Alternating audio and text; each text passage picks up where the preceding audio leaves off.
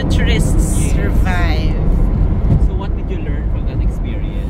We learn, technically, we learn that we have to, in terms of map reading, there must always be a base point that is not your location.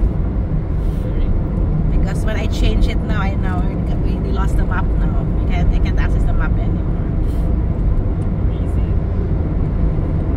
And then you learn that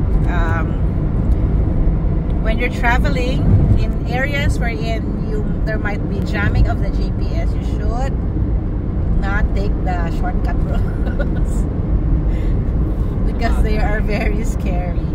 Sino po ba kasi po nagsabi na pupunta sa area kung saan may tension doon maging turista? Wala po nagsabi nito. Walang ganyan. At kahit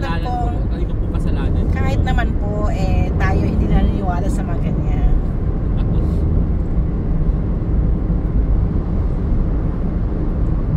Tanim ko parang kamachili yan. Parang kamachili nga. Ha? Parang kamachili. Nasa desert, tinalapitan ko parang kamachili. Yung nagsusurvive sa MSU before. When it was like a desert also.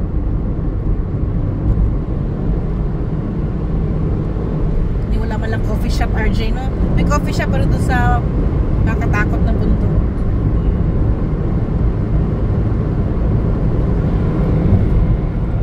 Not even a commercial establishment on site.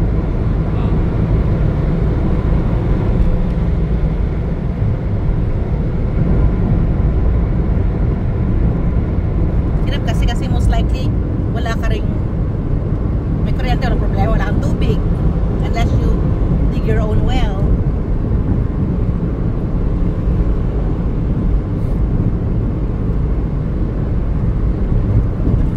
Parang barley? Parang barley, no? Ano?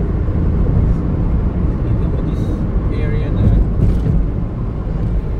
very rich. Very rich.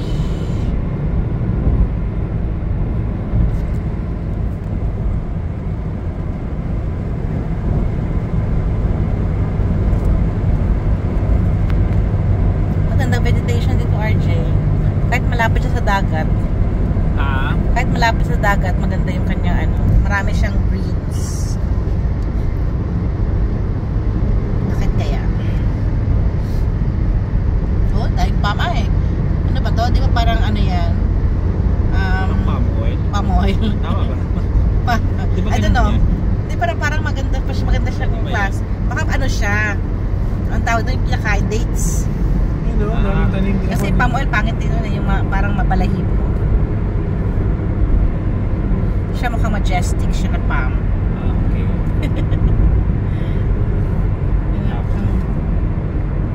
Ito mukhang mukhang